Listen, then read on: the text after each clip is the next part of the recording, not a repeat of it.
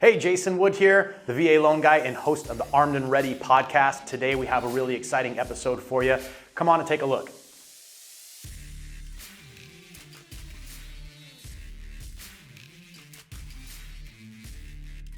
Hey everybody, thanks and welcome to another episode of the Armed and Ready podcast. I am your host, Jason Wood, the VA loan guy. And we have another Zoomie with us today, Air Force veteran Pete Donnelly, and we're super excited because, the Air Force is the best, of course. So, having another Air Force veteran on the show definitely raises the bar a little bit. So, Pete, thank you so much for coming on the show today, man. Appreciate it. Thanks, Jason. Thanks for asking me. It's a great pleasure. Yeah. So, now you have a long career in the military. You're in the Air Force for 30 years, right? That's right. Tell us a little bit about that. What convinced you to get going in the military? What was the draw? Sure. I think it might be a little unusual because I think it was all positive. I had what I thought was a great childhood and had great parents, grew up in a great place. And when I was in college, I had a great time, played football. And that, I guess, playing football as I grew up made me really oriented to a team aspect in my life. And then also the great part of growing up made me feel like I owed something and I needed to pay it back. And I decided that the military was the way I was going to do it. So I joined up right after college and I had really two really great halves of careers. The first one was as an aviator, was a B-52 radar bombardier, and it was during the Cold War, so a lot to talk about that. And then the second half was as an air liaison officer with the really serving with the Army. That's, for those who may not know, is the equivalent of yesteryear's forward air controller. And I got in command positions there and had a lot of great combat experience. Kind of talk about getting in the right place at the right time. I got into that part of my career in August of '01, and 9/11 happened right after, and I was up in Fort Drum, New York, with the 20th ASOS, and we were the first out the door. So that was a great experience. I can talk a little bit more about that, but those were really why I got into it, and the two halves of what I thought was a great career. That's really cool. So the B-52, I mean, we all know that's a pretty iconic airplane, especially during the Cold War. What do you do as the bombardier? Like when you're in the airplane, what are you doing? I mean, if you're not dropping bombs, what are you doing in there? Well, it depends who you talk to, because if you're a bombardier, you do everything. If you're a pilot, you talk about being in charge, but you run the weapon systems, and you have a navigator sitting with you. You're cross-checking to make sure the aircraft's going in the right place at the right time. And then as far as the weapons were concerned, that was really a big deal back in the day. That was during, again, the Cold War. So you flew with nukes, and we sat alert. So you had the two-person concept. You'd have to set the codes, and the one B-52 during that period was really the third most powerful nation on Earth. You had United States, Russia, and then one Buff was the next in line, and we had 6 on alert at the time. So as the radar, you're helping with the navigation, you're ensuring the weapons are accurate, and you're targeting properly, hitting the right targets. So a lot of responsibility, but it was also a lot of fun. That's really cool. So during the Cold War, I got to imagine, was it pretty tense when you guys were in the air? Just wondering if you're ever going to get the call, or, what was the atmosphere like while you guys were up on doing your sorties and stuff? Yeah, I misspoke a little bit. During the time that I was in, we didn't actually fly with the nukes, but we did pull alert with the nukes on the ground. Gotcha. So when you were pulling alert, you always did wonder, if the balloon went up, were you going to get the call? And so the klaxon, they would exercise that every once in a while. So you'd hear the klaxon go off and you'd scramble, get back in your truck, you'd race out to the alert facility, or if you were in the alert facility, whatever you were doing, watching TV or studying or whatever, you'd run out to the airplane, you'd fire up the engines and taxi. And while you were taxiing, you were decoding the message you were getting from command post. And if it was a particular message, it meant you were going. Luckily, most of the time it was a exercise message. So, but you know, it was a lot of interesting conversations about whether or not guys would do it. And you know, the answer was, of course you would. That's what you were there for, meaning you would go and execute your strikes. So yeah, a lot of tension and the training. I think it's underappreciated, and I have one quick story associated with this, but that during the Cold War, we lost a lot of guys, and it was because we were training to fight an enemy that wanted to wipe us off the face of the earth, and they were almost equally skilled at warfare as we were. So they would jam. They had surface-to-air missiles. So the B-52 and at that time flew low level to execute its mission. So you were down on the deck. In execution, you'd be down probably 50 feet and to get underneath the radar. And training to those intensities, we crashed a few. And I was stationed at Fairchild Air Force Base. And as they were starting to wind down the Cold War and they were shutting down bomber bases, we did the last of the couple of air shows before they were going to remove the bombers. And I think most guys, especially like yourself from the Air Force, you probably have heard of the B-52 crash there at Fairchild. And that's a lesson I took with me because that was my crew. And if it wasn't for the co-pilot, who was the squadron commander, trying to take care of me, which is another lesson I took throughout my entire 30 years, was you always take care of your people. He got me an assignment. And when the time came to go, I said, hey, I want to fly the air show. And he said, look, I did what I could. I pulled some strings to get you this job. So I think it's good for your career.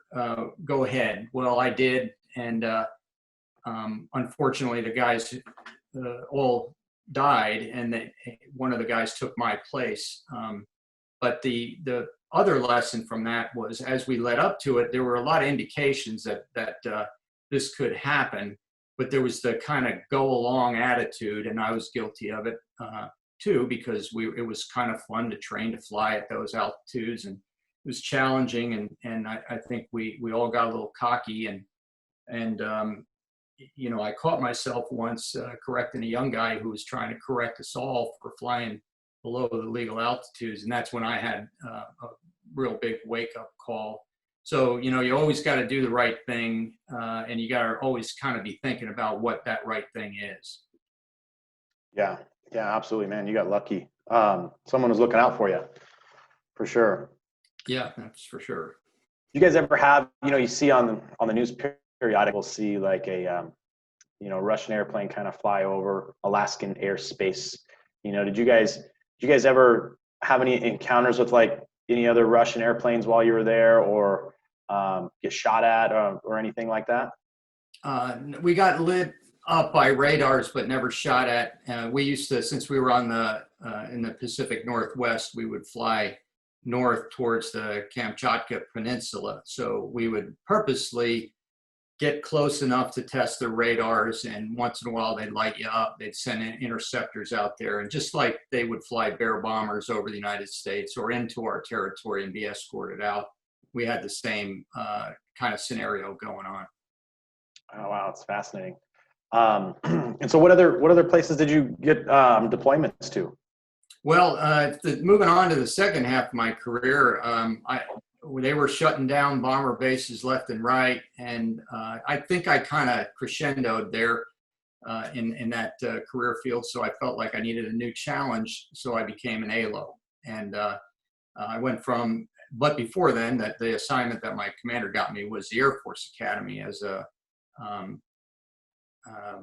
what do they call it? Air Officer Commanding, AOC, and you were in charge as a captain of a squadron of cadets. And I learned a lot about leadership there.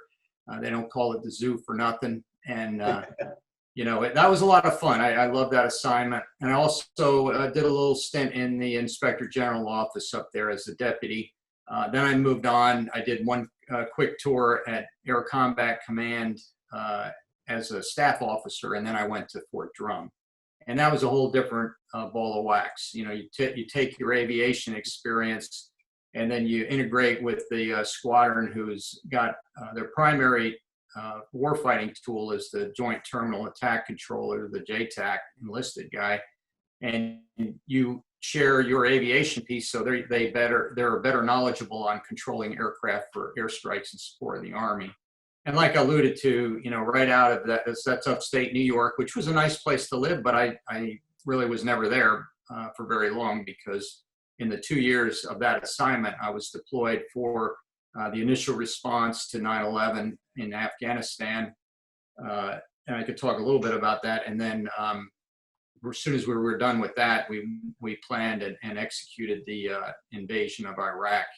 So I ended up doing 4 tours in Iraq and 3 in Afghanistan. I'd say the first one in Afghanistan was, I kind of characterize it as Forrest Gumping my way through the war, because I deployed by myself. I went places by myself, and I was working with joint forces that really didn't want an Air Force guy around. So I wasn't warmly welcomed, but so you learn how to stand on your own and represent the Air Force to sometimes appreciative, but sometimes belligerent joint partners. Yeah. Tell us a little bit about the 9/11 experience from your shoes. Sure. So, we're there in New York, and as fate would have it, my wife was going up to the World Trade Center that morning with a friend, and we were at the base, business as usual. The attacks happened. Luckily, she didn't make it across the bridges, so was never in danger. But we were all locked down. And then shortly thereafter, as we figured out what we were going to do as a response, my group commander pulled me from the squadron to assist with a special mission kind of thing. And I ended up going in with the Marines at Camp Rhino. This was the hostile welcome. But General Mattis was the task force commander, and he did not want me there, and personally escorted me to the end of the airstrip to get me off after a really tough fight to get into the airfield. But I respect the guy; he was great. We met up later in Iraq when I was with the 82nd, and he was running the 1st Marine Division, commanding the 1st Marine Division. So what happened was we had special forces, and they didn't really have integrated airmen at the time that trained with them. So my boss, the group commander, convinced them that that's what they needed. And so my squadron commander from Fort Drum went in, a couple of us followed, and then eventually this all culminated in the retaking of Afghanistan from the Taliban using air power. That was the asymmetric advantage. And then it culminated in, and again, I just happened to be in the right place at the right time. My boss had gone home, my squadron commander had gone home, and I was still there. So when the 10th Mountain got given, or they were given the first conventional battle responsibility against the remnants of Al-Qaeda, I was in charge of the air power, and that was Operation Anaconda. So that was a fur ball, a lot of lessons learned there. And I think the lesson to take away from that for airmen is, this is not blowing my horn, this is blowing the horn of the Air Force, is that, a few knowledgeable airmen put together an air plan and executed air support that was really the difference. You had almost equal numbers of enemy on the one side and allies on the other, and we were restricted with the firepower we had. We didn't have artillery. We had mortars. Our helicopters at those altitudes were very restricted. So you almost had an infantry on infantry situation. And if it wasn't for air power, it would have been probably equal casualties. And we ended up on the conventional side, not really taking any, not casualties, but KIA versus over 1,000 of the enemy. And that asymmetric advantage was the difference. That was air power. That's really interesting. So when you're planning something like that, and just out of being curious, you're planning an airstrike and stuff. I mean, are you guys getting down to the level of, okay, we need this type of aircraft and these types of munitions and that type of thing, or to what detail do you guys get into from your seat? Yeah, you got it exactly right. You have the guys that are the experts, not only in your own, in my case, my own weapon system, but not only the officers, but the enlisted guys. They become the subject matter experts in air power employment. So that means you got to know all the systems. You got to know which weapons go with which aircraft and which delivery platform in a certain situation is the best. So you get to that granular level of granularity with the targeting. And as an example, one of the issues we had initially was we were using JDAMs, and they'd been used before.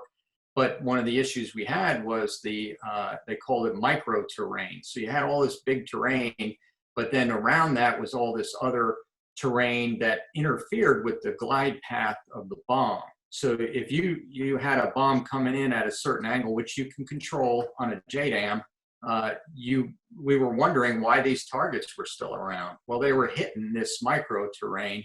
So we had to program it to come 90 degrees straight down to be able to hit the target. So there's a lesson learned that we didn't know going in. We learned rapidly, and American military ingenuity. We took advantage of the intel that we had to change those parameters on the weapon, and then we passed on the lessons learned to our successors so that we wouldn't waste weapons anymore. So it's that kind of detail that these guys have, and it's a real nod to the TACP community and the enlisted guys. One more point about that is, the really interesting distinction for the TACP guys is that you have an airman, a senior airman, let's say, is the air component's representative to a fire-breathing lieutenant colonel, Army battalion commander.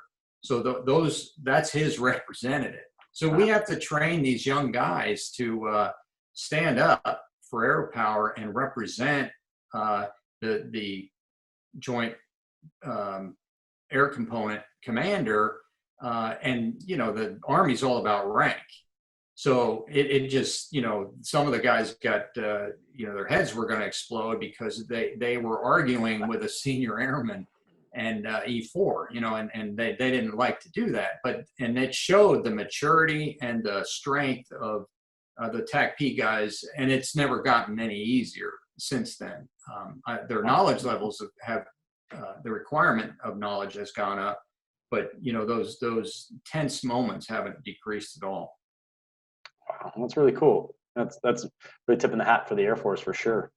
So you did 30 years military, and then you got out, obviously. So what has been your transition to civilian life? What have you been doing, and how was that? Well, two things. I guess I do things in twos, but the first thing was I looked for something unique and different, something I'll say a little bit more creative. Military is a little bit more destructive, but I ended up doing military contracting, and I'm doing that now. But the thing I fell into, which I really enjoy, is I run a veteran focused publishing company. Okay. And so I was writing a book. I had written a book over time, and some of it was this experience, some about the experience I related. So I was collaborating with some other veteran entrepreneurs, and they suggested, hey, how about we start a publishing company and you run it? I said, well, I really don't know much about that, but, just again, back to the military ingenuity, you figure it out. So we've been operating for 5 years, and it's A15 Publishing, and really enjoy it. And we've published over 24 books, and it's all primarily by military veterans, but also their family members and other service elements. Like we have a foreign service officer's wife wrote a kid's book. So that's been very enjoyable. And it has expanded my contacts. I think you probably can attest to as a veteran, you may tend to initially gravitate to other veterans, but a job like you have and a career like you've established now pulls you out of that to work more broadly. And that's Right. what this has done with me. So I love them both. I love staying involved with the military and passing on my expertise, but I also like the creative aspects of writing, but also of helping other veterans get published. So what does a publishing company actually do? So someone decides they want to write a book. What is the publishing company's role in the whole thing? That's a great question. As we figured out as we went along, we do quality control for somewhat. We use what we call beta readers. So for instance, if you were an avid reader and enjoyed perhaps reading unpublished work, then I would send you, and we have a staff of beta readers. So I send them the unread manuscripts, and they give me a coffee shop review. I said, really enjoyed it, or, the character development could be better, or this is a historical novel or a nonfiction. It should have more references, things like that. So once we get a feel for, will this succeed, then we proceed with production, and that the manuscript goes to an editor. So that's the written word quality control. We've done the kind of creative saleability quality control with the beta readers. Then we get the editor doing that, the literary quality control. Then we have to format the book to ensure that it fits into the digital and the print distribution formats. And then we make a cover. That's another creative process because covers sell books. And then we launch the book, and then we market the book. So it's a lot on the publisher. The creative side and the inspiration is all on the author, but most of the other stuff is on us. So I imagine you have to have connections for distribution on that stuff, which, as we've seen over the past few years and probably been expedited recently, has kind of left like the brick and mortar store, like bookstores and things like that have decreased in quantity. And a lot more has moved to online. So, have you been impacted by that shift, and how have you guys had to kind of maneuver to get the book sold?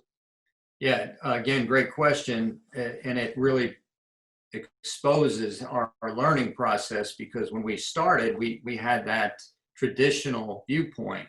We have to send these manuscripts to a printer. They have to make a big pile of books.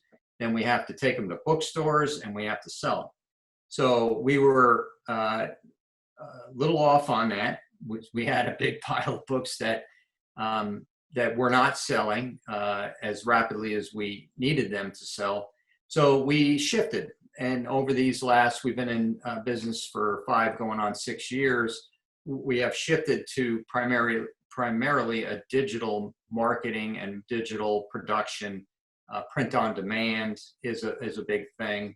Gotcha. And the traditional store that at least for us that stands out is Barnes and Noble, because they went digital, and people just love to go into a bookstore, look through a book, and have a cup of coffee. So they're still around, and getting in there gives us an opportunity for local marketing. Once we get our book in Barnes and Noble, then they'll host a signing. So they love to do that. They love to highlight veteran authors. So that's a great experience for our authors too. Is you're published, but now you're sitting there with your pile of books, chatting with potential customers about your writing experience or the experience related in the book or the story, and people buy them and sign them. So that's a lot of fun. That's really cool. So what advice would you have for someone who wants to write a book?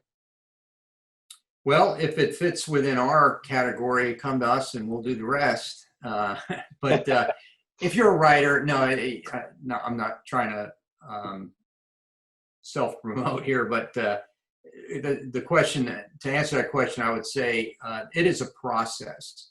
And if you want to write a book, you really do have to dedicate, just like anything, your expertise in what you do. You really have to master your craft, and maybe not master. You have to learn it, because there's a lot of stuff where you feel passionate about writing, and you think you have a great idea, but there's a way to put together a book. There's a way to think through how to do it. And writing it's a passion, but it's also can be a burden. You have to decide that you want to do it, and then you have to set time aside for yourself to do it. Otherwise, life gets in the way. And like me, it'll take you 10 years to write your first book, and things change over that. Your perspective changes over 10 years. So put your mind to it, and make yourself a schedule and learn the craft. There's a lot of great veterans writing courses out there. That's cool. What are you seeing as far as like the type of stuff that these veteran authors are bringing your way? Is a lot of it about kind of just their past and their experience, or are you seeing a trend kind of in one kind of genre or topic over another? I think earlier I would have called a trend, but now I think as we've had a broader series of books come out, it's really across the board. There's a lot of veterans who want to help other veterans through maybe PTSD, dealing with that. We've had numerous creative poetry, really off the wall kind of books about the experience of going through that. So that's a theme that we have several books along those lines. Memoirs, folks who are, maybe I would say getting to the second half of their life are concerned, rightly so, that maybe their story will be lost. So they start writing it down, and they'll write memoirs. We have, I'd say, a good portion of our books are Vietnam vets writing about their experience. Oh, wow. And we have captured some World War II vet stories, and everybody has to be aware that those heroes aren't going to be around for much longer. On average, I think they're in their mid-90s. Yeah. So we try to look for those opportunities. Kids books too. We've had a lot of kids books, and humor. Vets are great about humor. So we've had some of those, but I think we've kind of covered across the board. But our mission really was focused on making sure we got as many veteran stories out there, especially for the older, the greatest generation, for sure. Yeah, that's really neat. What kind of correlations can you make from your military experience into running your own business? What things do you take from that? Well, I look at that occasionally. I'm really not thinking about doing that, but occasionally it'll come up when I'm starting to build a staff. I'm looking at, that's what you do in the Air Force, in the military. You build teams, and you try to get the right person with the right expertise focused on a particular area. So you never let that go. You want to maximize people's performance. So if you see they're strong in a certain area, then you want to give them every opportunity to shine in that area. The collaboration part, reaching out to other organizations to collaborate, that has stayed with me, and I think now with the team. So I think it's all good. You know, there's a lot of good lessons about enduring, you know, kind of hanging in there when things are going tough. The military teaches you that in spades. So I have always appreciated that, and it makes you not panic or jump on the first red herring of a reason that something might have gone wrong. So you hang in there until you figure it out. And I think those are primarily the ones I think I've taken with me. That's good. That's good. Wrap us up here with a good story from your military career. Okay, let's see. I think the Anaconda during the first few days was something that I didn't expect. You know, when like I mentioned to you, who thinks they're going to go to war by themselves? Right. I didn't. You know, you watch all the war movies, and I grew up in the 60s, so we had some great war movies. So I always thought this is how I was going to go, maybe hit the beach or jump in. And you know, I was with the 82nd, so I was a paratrooper. I always thought that it'd be something dramatic like that, but I went in by myself carrying a bunch of A bags and chem gear, and that was not the glorious entry I thought. And then, but putting together the team was great. And then I'd say probably the one thing that I'll never forget is that during the heat of the operation, we were taking fire from these villages, and we got the direction from the Army to stop. You know, let's attack those sources of incoming fire, and I found myself giving direction to the bombers to attack these towns, and which were legally declared hostile. But, you know, I thought to myself, it feels like it wasn't anywhere like it, but it kind of felt like World War II, where we're actually bombing places with names on it. And that was weird. That was really surreal. As you asked the question, I know we're out of time, but it made me think of some other stuff. Maybe probably more along the lines of what you're looking for, but maybe next time. Okay. Yeah, well, I look forward to that. Well, Pete, thanks so much for being on today. Now, I know a lot of our listeners like to support veteran companies and stuff, and if they were looking to maybe write something and get connected with you, what's the best way they could find you? For the publishing company, we're at www.A15publishing.com. As a start, we also have a Facebook, Instagram, and Twitter page. And wherever you go, we sell our books either in the bookstores or through Amazon is probably one of the primary places. You can go directly to our website, and if you communicate with us and order direct, there's different kinds of discounts and stuff that we love to give folks. But thanks for that opportunity.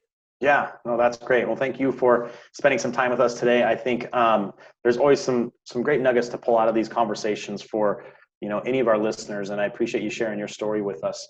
And thank you everybody for stopping by another episode of the Armed and Ready podcast. If you'd like to get in touch with A15 Publishing, head online, or if there's anything else we can help you with for your VA loan needs, valoanguy.us. Thanks. Thanks, Jason. Thanks so much for checking into the podcast today. Please like and subscribe below. If you would like more information about anything we covered today, please visit me at valoanguy.us.